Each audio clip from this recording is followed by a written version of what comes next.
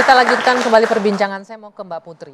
Mbak Putri selaku kuasa hukum dari keluarganya almarhumah Vina, ini kan dengan ditangkapnya satu di antara 3 DPO harusnya senang dong. Artinya udah mulai menemukan jalan terang. Atau sebaliknya malah nggak senang. Iya, dengan tertangkapnya satu orang yang diduga DPO, ya tentunya kami merasa senang, Mbak. Namun kan sampai hari ini kami belum tahu siapa orangnya, kan hanya namanya saja yang disampaikan oleh Kabid Humas ya. Betul. Menyampaikan namanya aja, tapi kita tidak pernah tahu wajahnya yang mana. Belum sampai hari ya. ini belum dirilis gitu. Jadi kalau dikatakan senang, sangat bersyukur, sangat senang. Berarti Oke, boleh kita tampilin lagi ya. Ketika foto ini beredar, ini memang bukan foto resmi dari pihak kepolisian ya Mbak Putri ya. Tapi ini sudah beredar di media sosial, di berita online dan lain-lain. Saya yakin juga mungkin kakaknya almarhumah juga melihat foto ini. Sempat berbincang nggak mengenai pelaku ini, yang diduga pelaku ini? Kenal nggak Mbak Marliana atau keluarganya almarhumah Vina? Iya, jadi saya sempat menunjukkan foto yang tersebar di media sosial ini yang diduga adalah namanya Peggy alias Peron. Itu saya tanyakan, mereka tidak pernah melihat dan tidak kenal. Oke. Begitu. Dan saya tanyakan juga apakah tersangka lainnya mereka tahu, yang di DPO lain tidak kenal juga, tidak tahu. Jadi memang pure mereka tidak pernah mengenal para pelaku yang sudah dipidana sama yang DPO ini memang tidak pernah tahu gitu. Oke. Nah lalu apa yang diharapkan nih Mbak Putri dengan satu ini, optimis nggak ini bakal bisa terbongkar nih 2 pelaku lainnya? Ya, tentunya harapan kami kepada penyidik Polda Jabar, apabila memang sudah melakukan penangkapan, tentunya jangan sampai juga salah tangkap. Kenapa Anda berpikiran ini ada kemungkinan salah tangkap gitu? Iya, begini Mbak, kan kami ini berpikirnya dengan berita yang tersebar luas ini kan, ya tadi yang kata Bapak DPO ternyata kan begitu ada bukti malam ini kan ada informasi yang terbaru dari Bapak kan beda lagi. Gitu. Kenapa mereka tuh dilepas DPO-nya atau tidak diteruskan DPO-nya? Ya, tidak DPO selama 8 sekarang tahun ini ya. Berubah lagi kan. Ada statement baru dari Bapak, ternyata DPO itu kenapa tidak dicari dikarenakan BAP dari para 5 orang terpidana tersebut dicabut. Begitu. Anda melihat ada apa? Indikasi apa yang Anda curigai? Dicabutnya itu? Ya saya tidak bisa mengatakan ada indikasi apa Mbak, karena memang kami tidak tahu saat itu terjadi pemeriksaan bagaimana. Nah, yang saya tangkap dari pernyataan Anda kayaknya Mbak Putri nggak yakin ini dengan Peggy alias Peron yang ditangkap saat ini. Dibilang tidak yakin karena kami belum mendapatkan informasi jelas apa saja peranannya si Peggy dan rilis resmi dari Polda Jabar. Itu yang pertama. Yang kedua, Polda Jabar kalau memang menyatakan Peggy alias Peron itu adalah pelaku yang diduga DPO tersebut, harusnya jangan lama-lama untuk menyampaikan kepada masyarakat. Biar nggak menimbulkan spekulasi. Ya, jangan menimbulkan spekulasi lagi. Jangan menimbulkan dugaan-dugaan lagi nih, jangan-jangan.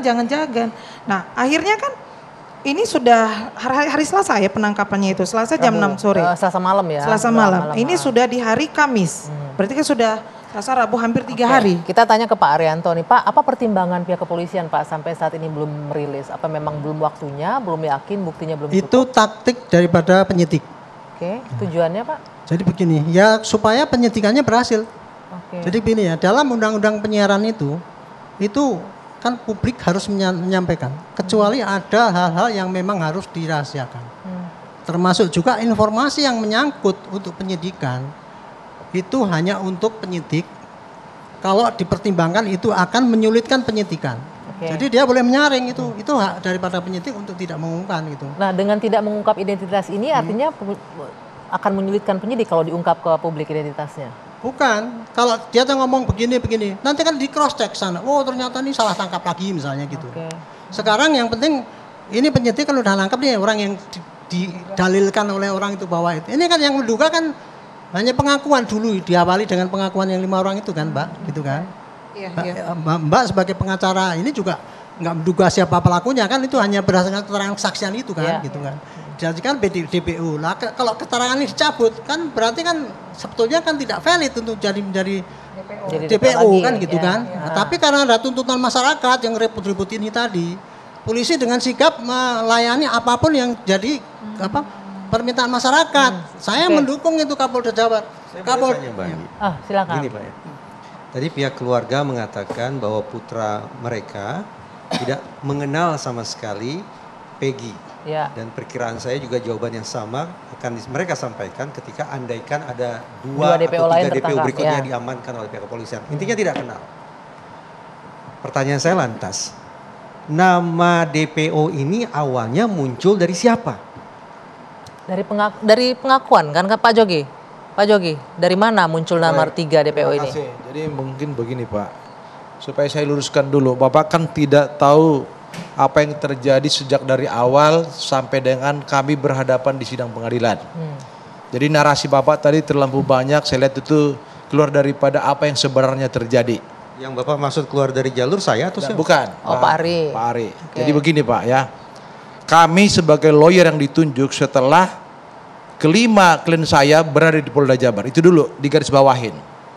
Setelah dilimpahkan ya. Ya, artinya apa yang terjadi di Kepolisian Resort Cirebon Kota di ruangan narkoba ya saya tidak tahu. Tetapi pengakuan daripada orang tua klien kami terjadi di situ penyiksaan. Sebentar, ini kenapa di ruangan narkoba? Ini kan kasus kriminal. Baik, saya jelaskan Ada kembali supaya lurus lagi nih kan. Uh-huh. Ini pemberitaan ini sudah berulang kali disampaikan.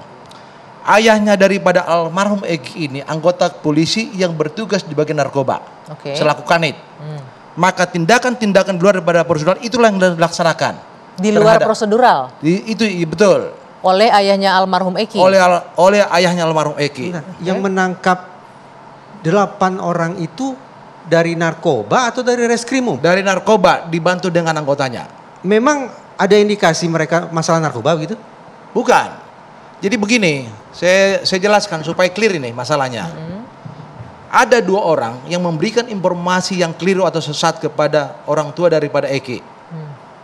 Yang 2 orang itu adalah Aib dan Dede, yang sampai persidangan tidak pernah hadir. Walaupun kami sudah minta kepada majelis hakim agar mereka dihadirkan. Karena itu adalah bagian daripada saksi yang sangat penting untuk kami tanyakan. Apa alasan mereka mengatakan bahwa kelompok-kelompok anak muda yang berada di rumahnya, di depan rumah Ibu Nining, bagian daripada pelaku kejahatan seolah-olah. Padahal ada satu kecelakaan yang terjadi di flyover.